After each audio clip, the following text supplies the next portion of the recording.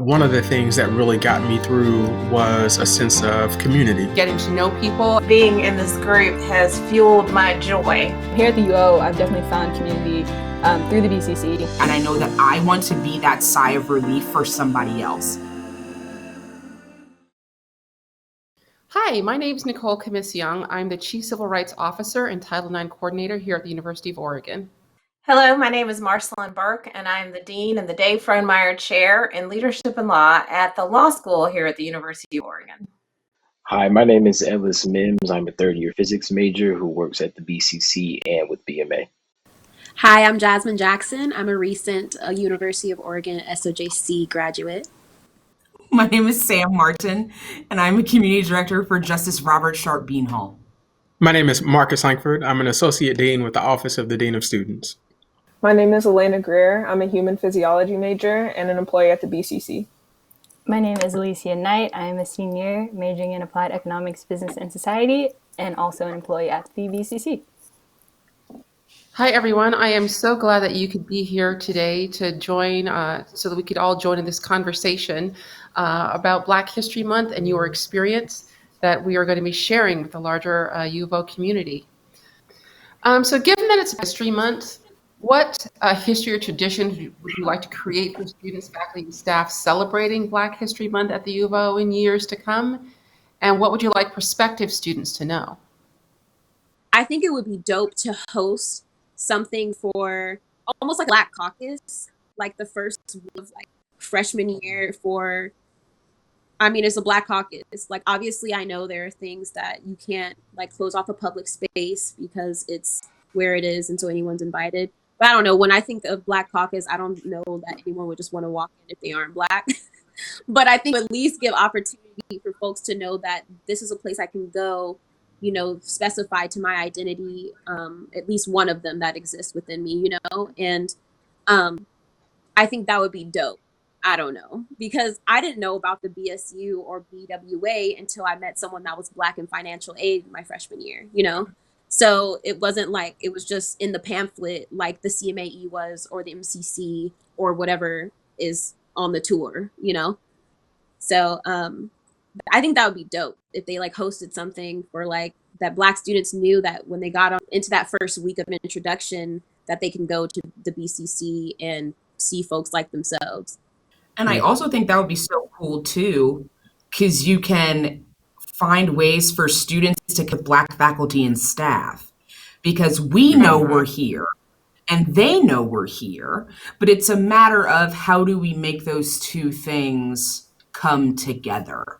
I think that what you said is like right on the money, and that representation matters. I feel better when I see Black students because I know I'm not the only one, granted, I'm not a student, but like I would say like I'm closer to a student's age than I am to some of my colleagues. And that's not a bad thing. Like, it's really not. It's just, it feels better to be connected with all aspects of the university working to do the same thing and elevate and celebrate who we are as Black people. One more thing I'll add before I retract and not take too much space, but I'll speak on that too. I also agree, because I think sometimes to myself, if I hadn't taken a visual concentration within the J school, would I have met my only Black professor I met in that field? And so I think about that sometimes, because I'm like, they know that they're there and I know that I'm here, but will we ever cross paths in that way if I didn't make that choice, to take that visual concentration coincidentally and then stumble upon that? But yeah, I think it's about like connecting. And I think that if they had something with the first week, it'll allot that opportunity. Like, while you're walking through the building filled with photos of white folks from history that's in this field, or, no one that looks like you on the walls of the department you're studying within, then at least that they exist because they know this is existing for this Black Caucus, or this opportunity to connect with Black students that are incoming to the campus, can meet them too. So some opportunity where that it builds, like it has like a liaison between Black faculty and staff in students, like even if they're not in the same field. I met Dr. Curtis as well, which is I think who Ellis mentioned earlier, and I had no idea who he was, but I just so happened to stumble upon another history major, and had I not, then I wouldn't have known. But it was just like, I feel like it's better to not feel like as a Black I have to by coincidence come across my people, if that makes sense. It does. It does. And I was going to say for Black History Month, I know a couple of years ago, we had the Division of Equity and Inclusion under the leadership of Dr. Yvette Alex Asenso. We had a gospel concert. And I think it was a huge success. And I don't know that we, necessarily have a gospel concert every year, but also to have some sort of showcasing of art. So whether it's a dance troupe or something else, a play, a traveling, some sort of feature event that brings together a community and really highlights contributions in this country of different nature. So we have the Black lecture series, also facilitated by, and that's throughout the year. And at the law school, for example, we have the Derek Bell Lecture, which is named after the first Black law school dean here at the University of Oregon. So I'm not the first. I'm the first Black woman, but I'm not the first Black dean.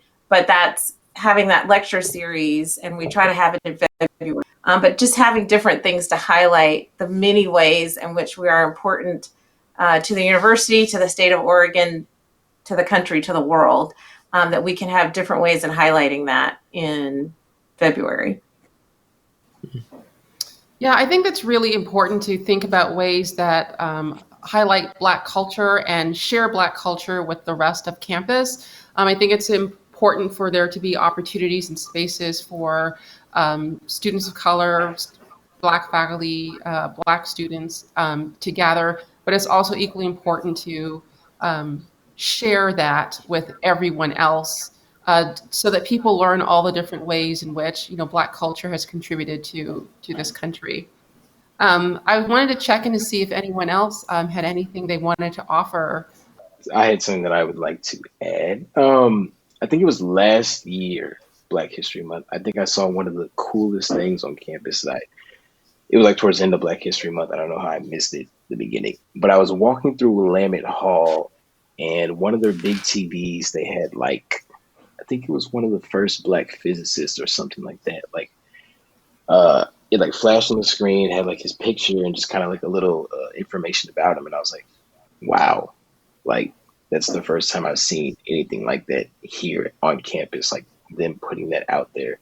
And then it just made me think of the amount of screens that are on campus, just in the different buildings, the rec center, the library, things like that. I think so much of Black history has been stripped from us. Just the American education system, they just don't teach Black history at all, or history, if you want to put it that way, because Black history is history. So even it may seem kind of small and insignificant to people, but even if you're just walking through the list and on the screen pops up one of Madam C.J. Walker, something a businesswoman, somebody like that. I just think that's so cool, and just small things like that get people who aren't or who don't know about that kind of stuff to be like, oh, who is that? Or let me go look at that. Yeah, that's one thing that I would add. And to your point, when you say people who may not know about that, I think that's probably most people, Black, white, or otherwise, just because of so much of history is not taught, right? So much about our history is not taught. How has the Black Cultural Center helped create community for you on campus? I think for me, that was a really big one. I grew up in Salem, Oregon, and so I think that when I got to the University of Oregon, I already had this mindset of kind of isolating myself early on, just because when I was in high school, I already didn't know a lot of Black people. There was maybe 3 of us there at the time. So coming here, I didn't even think to kind of reach out and try and find a community for myself. I just kind of wanted to focus on my classes and, move forward. And over the summer, I saw that the BCC was hiring. And so I kind of jumped on that. And just the amount of relationships that I've been able to build since joining the BCC, and the people that I've been able to meet since joining the BCC has just kind of been shocking to me. I'm definitely one of those people that I don't think I realized how many Black people were really on this campus until being able to, get here and see this and have this job. So the BCC has been really big for me. I think the BCC really helped to bring the UO's Black community all together in one space. Having the center be open and having students come in and sit and work on homework or just come in to hang out in between classes really helped to foster a sense of community, because we have such a large campus, right? And there's so many spaces for students to sit and kind of pass the time. But the BCC really helped bring Black students and Black faculty and staff as well together in one space. But even more so than that, I think the events the BCC hosts are amazing at bringing people together as well. For me personally, the first ever Soul to Soul event that happened last February was a huge opportunity to meet new people in the Black community on campus to network. It had such a huge turnout of Black faculty, staff, students, and others in the UO and Eugene community that really gave everyone the opportunity to get to know one another, form connections, and kind of realize that despite what you see on a daily basis, there is a Black community on campus. It's relatively small, but it's there. And so I think the BCC has done a great job at making that community visible, but also offering support in furthering the development of the Black community as a whole at the University of Oregon. So Marcus, please take it away. Sure. No, I was just going to say quickly, one of the things that, I am most excited about for the BCC is when I hear, you all and other students talk about, how much it and Dr. Hall, who's the coordinator of that center, how much it and she means to you all. Because for me, that's precisely what the center was envisioned to be, a touchstone, a home base where, our Black students, our Black faculty and staff can just be. And so while, yes, we strive for the BCC to be, that the academic engine. So it's going to, allow our students to excel. But I also think it's important for our students to just have a place where they can be. They can be who they are. They can connect with people, that look like them, that have shared experiences. And so for me, that's one of the things that I enjoy most about the BCC, and even, in my role as the person that ultimately reports up to. By far, that's one of the aspects of my job, that I enjoy the most, seeing what that space and that place means to Black students, and then having the opportunity to work with Dr. Hall to continue to take it to the next level. BCC last year, the best way I can put it was it was like a place of helping me keep my sanity, because after all day of just being in classes where I would see no one like me, I'd walk through all buildings, no one like me, I could be like, okay, I'm gonna go to the BCC because I know there's gonna be Black people there. And sort of like what Marcus was saying, it was just a place where I could, even if I didn't have homework to work on, I could just be there and be around people who look like me and could relate to me. And that was just huge. And I think it was the same for a lot of other Black students. And even with working with BMA and a lot of the organizations, and just seeing all the events that we were able to collab with the BCC, and just the community that was formed around that, it just helped so much. And I think it just provided a light for especially me and a lot of other Black students on campus. So. What has 2020 taught us about what we need to do in order to move forward to create some part of a thriving Black community at the U of O? And how do we keep our alum engaged with campus for the next generation? I think 2020 has taught us a lot. Me personally, I think I learned that I don't owe anyone an explanation. And I mean that in several ways. So I think there were a lot of traumatic events happening within the Black community this past year. And it was hard to watch the news or go on social media or navigate through daily life as if everything wasn't like crashing down around me, right? And so I had to do what was best for me in preserving my mental and physical health during such a draining time. And I had a lot of my non-Black peers ask me to explain what was happening or look to me to educate them on racial tensions within America. And for a while I did, right? But I think at some point it just became mentally taxing. And I realized that it's not my job. You know, it's not my duty, so to speak, to educate those who are uneducated or choose to be blind to my struggles and the struggles of our community. And that was the most difficult thing for me to come to terms with in 2020. Like I didn't have to overexert myself or tell you why I'm tired or why I'm fed up or why I feel the way I do or why injustice in America isn't this newly found concept because you just discovered Black Lives Matter. And so there are articles and textbooks and documentaries, thousands of resources, you know, where people can educate themselves. So moving forward, I think it's important for us as a community to start speaking with intention, right? To start pointing people in the right direction of the information they're looking for instead of overexerting and overextending ourselves and, you know, reliving our trauma essentially to educate our peers. And so as a community, we have to do a better job at taking care of ourselves, and that may mean preserving our energy in times of distress. So. I like that. I like Yes. that. One of the things, that's good. I think one of the things that I'll add is, you know, what I walked away from 2020 with was this reaffirmation. And so, yes, you know, 2020 on any number of levels was rough. I also got this sense of reaffirmation in that to be Black is to be resilient. You know, to be Black in the United States of America is to live and walk in resilience, you know, day by day, minute by minute. And I think again, while it was, you know, a difficult experience, it reaffirmed, you know, that I and therefore we are resilient.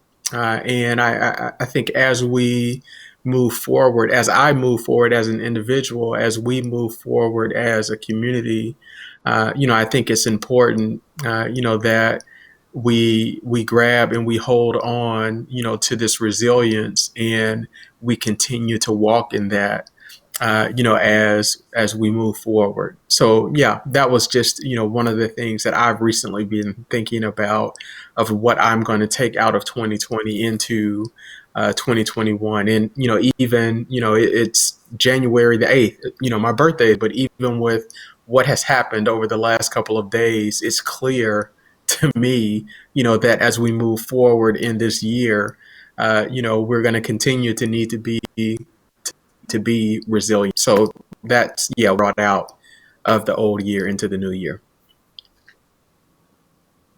So happy birthday, Marcus. Thank you. And follow up on this idea of taking care of ourselves and being very grateful to have a community in which, yes, if I want to talk about all that's going on, I can talk about it in that community and feel safe and, you know, not censor myself or, you know, those sorts of things. And then at the same time, as the dean of the law school, I have this responsibility to speak at certain times. And for example, this summer when George Floyd was killed, I didn't want to speak. I didn't want to say any, you know, I wanted to just deal with it myself. You know, I was having a difficult time myself, but then at the same time, I knew I had this role and that people would be looking to me to speak. But I have to choose carefully when I do speak. And I know when I do speak, people are going to be critical of what I said or didn't say and all, you know, all of that. But I was really grateful to have the community that I have here at the University of Oregon to be able to express in that and within my community and to be supported within my community.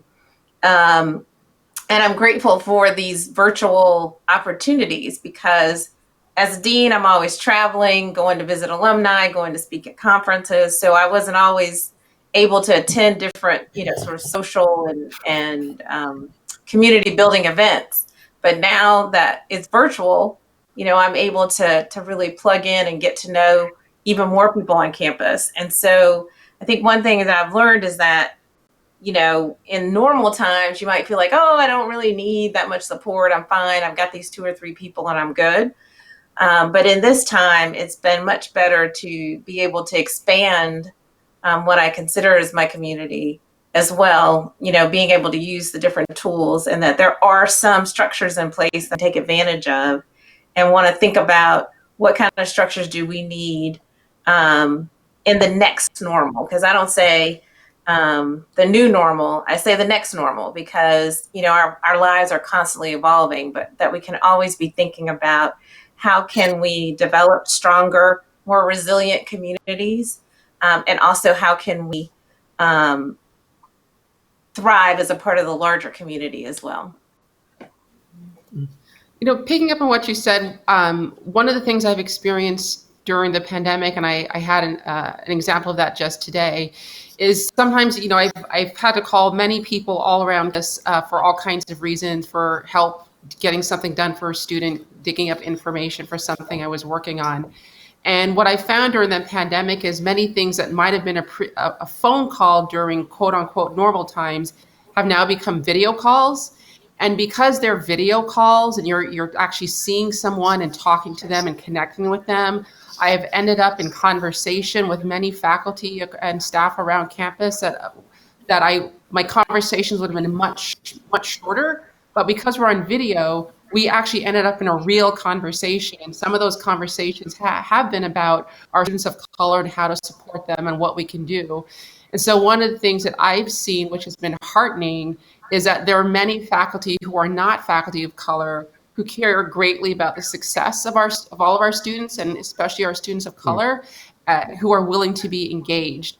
And so I think as we move forward into the next new normal, as you say, Dean Burke, that's something that I think we can really work to take advantage of, that so many people have become more aware and care and want to engage. And I think we need, as an institution, to harness that energy in support of our students.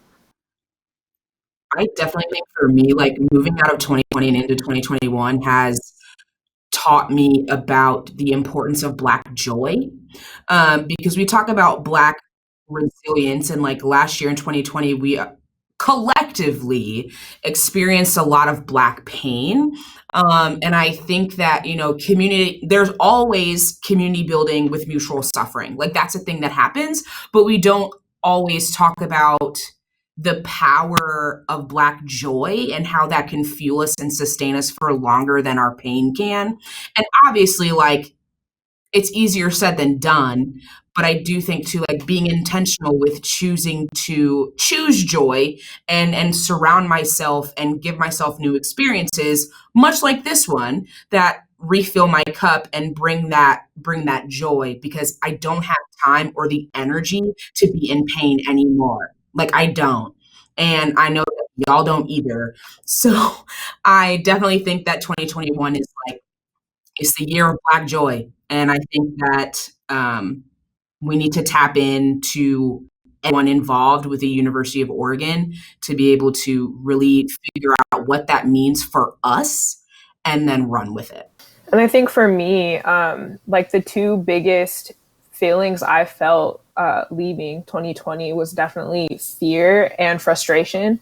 And I think that they went hand in hand, not only for myself on the fear part, just because so many people in the country are getting so much more aggressive regarding the situation, but also, I have a 16-year-old brother who is like any other 16-year-old. He's annoying and wants to drive around everywhere and do what he wants to do. And the frustration comes from the fact that he can't do that. And I'm scared every time, he wants to leave the house, because it's just not safe for him. And it's not safe for any of us really at this point in time. But I think that when I was leaving 2020, I also felt strength because, I think that it really built the Black community up in a way that we haven't been able to see as strongly in a while. And, it's like you look at Twitter and everyone on Twitter is like, Black Twitter is always there immediately when something is happening. And when there's a situation that would otherwise be really traumatic for all of us, there's kind of, we have this way of, you know, bringing each other together and kind of like checking on each other. And so that's been nice to see in all of this.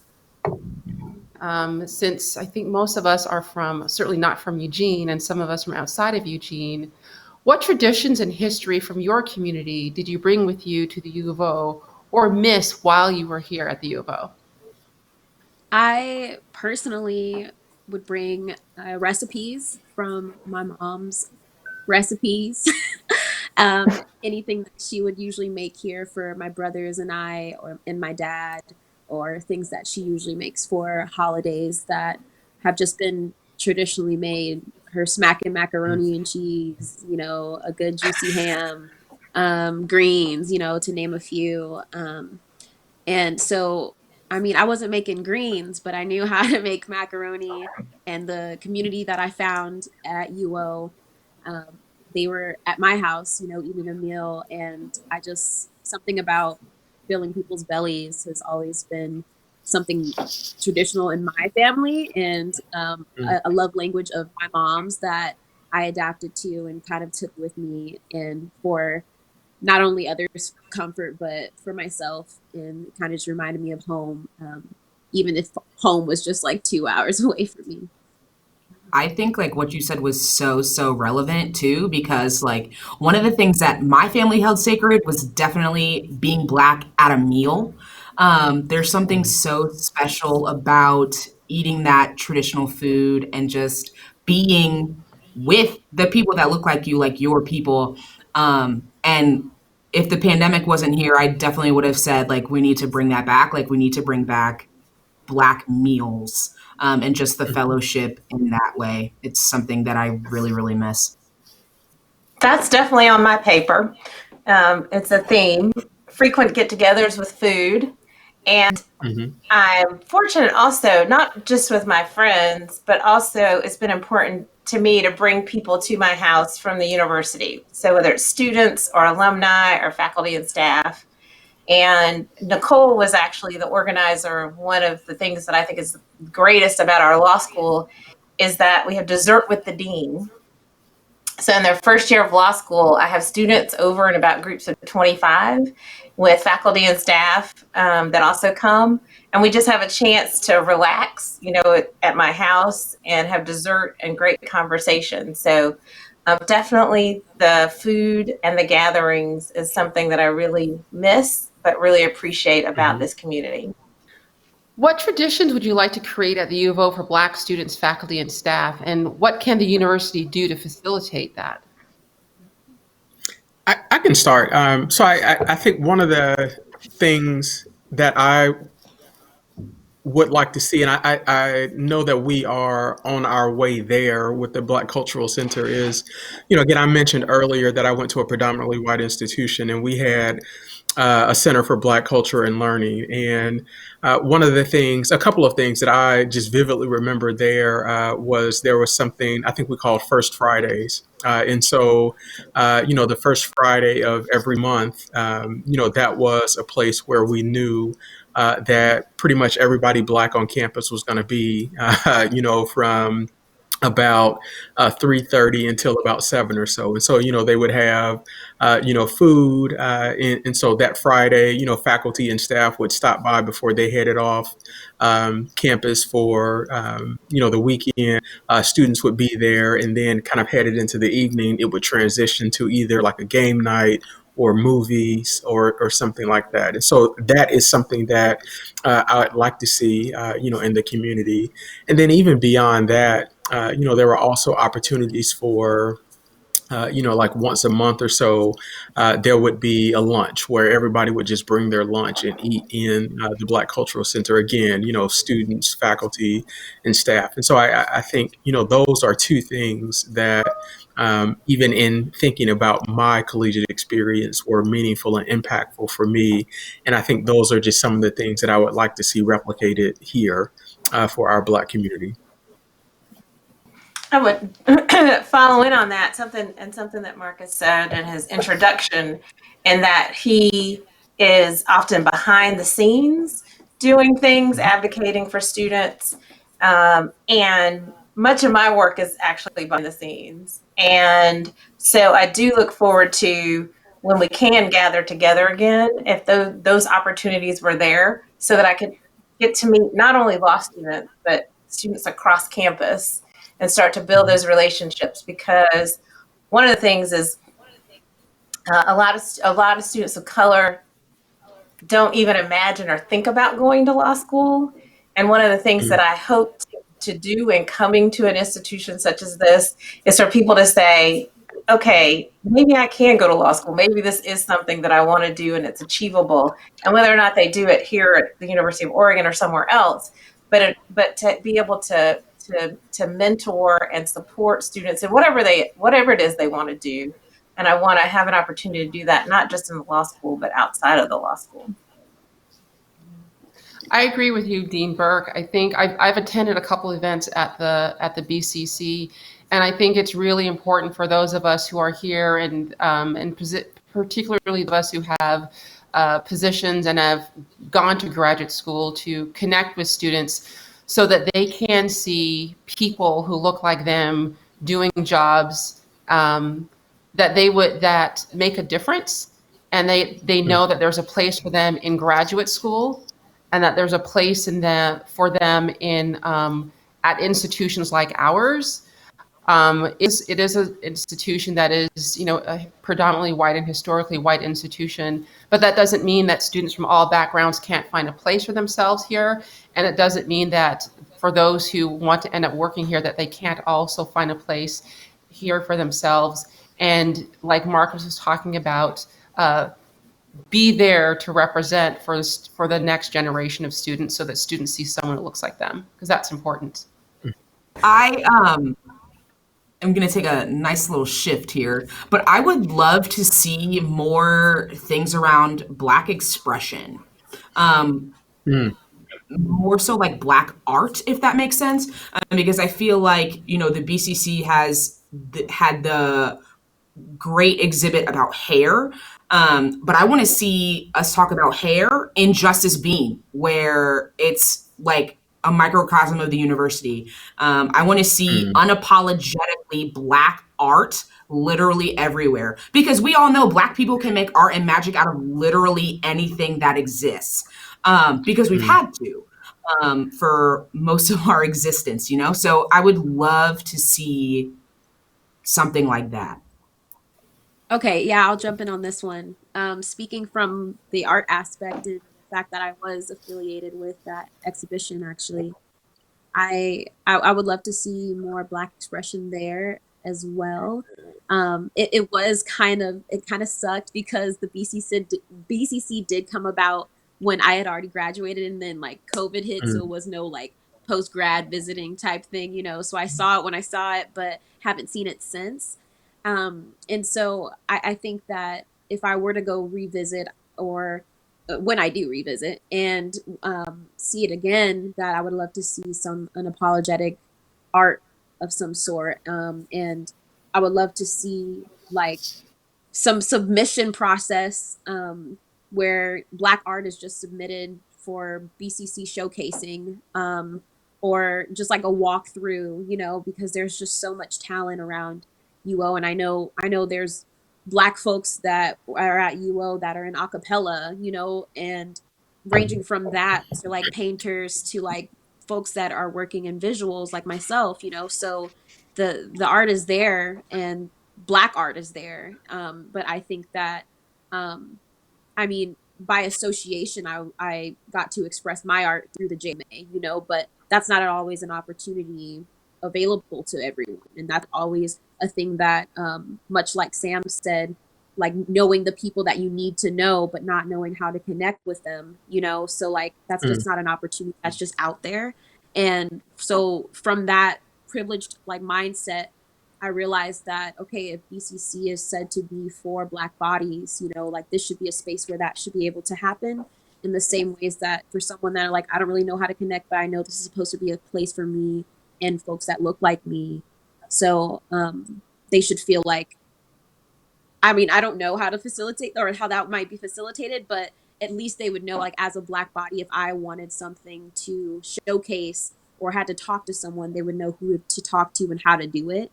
So, like, some sort of like setup in that way where, like, if there was like a monthly like art show or something, you know, like, and it was just like the first Thursday, as mentioned earlier by Marcus, like, I think that would be so dope. And I think that should be open to current students from freshmen all the way to alumni, honestly. And I think that would be good for networking for um, each other as students, and for folks that have already experienced or experienced some of what current students are, and they get that perspective. Like, I've been here too, you know, and I've operated too in this predominantly white institution, but like, I can connect and relate to people that were a year before I graduated, you know, but like, I don't know the current freshmen, you know, and they don't know me, and that they're not the ones that are only experiencing their experience as a first gen or as a freshman in a dorm full of white folks, you know? So um, I think like expanding like opportunity through the through the use of the BCC. I mean, this is also just, remember, speaking from a place of the BCC existing after me already being like left from having left from Eugene. Um, so maybe those things are in place, but I sure know that if it was like established and it was existing longer before I had left, I would have loved to see that as a Black artist myself. Anyone have any closing thoughts they want to share? I think walking out of 2020, I recognize things more as a choice. I had a lot of built up frustration throughout the summer, similarly to Alyeecia, in that I was very pressed with questions. My DMs were filled with comments and sorrow from non-Black peers about how hurt they feel to see my community in pain. And I, it just, like, who does that really help? And so for me, I viewed a lot of what, I don't think that there's not a good intentioned folks that are not Black that really genuinely do want to learn, but I also simultaneously had the mindset on, like, okay, well, if you are recognizing me as a Black person, as a Black artist, as a Black queer person, as a Black anything right now, because a lot of media has grown and built up your consciousness, and likely the knowledge that you have attained is likely from someone that's Black to make you think in that way, I can make a choice in the same way that you were making a choice to recognize me now. And so that has brought me a lot of peace. And so it's allotted me a lot of grace for myself for making the choice to say no when I am prompted with things that I'm really tokens in the moment with, you know, and I recognize that immediately. So I'm like, if folks can make the choice to learn about my existence or not, and can make this now to focus on me and my community, I can also make the choice to not be tokenized and to not be drilled, because at the end of the day, I'm not a professor. I'm not getting paid for this. So I don't have to. And so I walked out with that mentality, and I found my peace with that. And I encourage y'all to find that peace with yourself too, if you haven't. Well, Jasmine, what I was going to say is that I'm really looking forward to hanging out with all of you at the BCC when it is safe to do so. That just being in this group, as Samm said, has fueled my joy in what has been a kind of tough week. It was supposed to be an easy week. And you know, just thinking about the future and where are we going and what's going to happen. So I want to thank you all for being a part of this, for being a part of my community, right? As I continue to grow my community. And I look forward to seeing you at the BCC. Well, I was just going to say, you know, really quickly to, you know, any, you know, prospective students that may be seeing this, or, you know, folks who are thinking about, whether or not, the University of Oregon is for them. I just want to underscore, this notion that if you do elect to come here, you belong here, and that there are people who will ensure that you succeed. There are people who are here that will help you find ways to make this place your own. If yeah. So I think it's important to say that yes, there are people here who will ensure that you are successful. If there are parents or family members, who are watching, this, that there are folks here who will take care of your babies, so to speak. I could not agree with you more. When I got on a plane came here to run track at the U of O, um, I came to Eugene. I looked around. I was like, well, I'll go to practice and class. I can do this for 4 years. I could never have imagined how much a part of me the U of O and Eugene would have become. And 2 degrees and a career as a lawyer and assistant dean later, here I still am having a really full life in Eugene, Oregon. And for someone who grew up in Montreal, to be perfectly honest, before I got recruited to run here, I'd never heard of the state of Oregon. And so I really did find a life here, not just school, but I really did find a life here, and it's been amazing. So thank you all so much for sharing. I appreciate it. I'm grateful for everyone on this call. You all matter, and it matters that you're here. I look forward to seeing many more people who look like you come to the U of O and stay and thrive, because I think that matters. Excited about this opportunity to participate in recognizing Black History Month. And I hope in my new role that I have the opportunity to help the university make some positive steps with its inclusion efforts, so that you all feel welcome here all the time.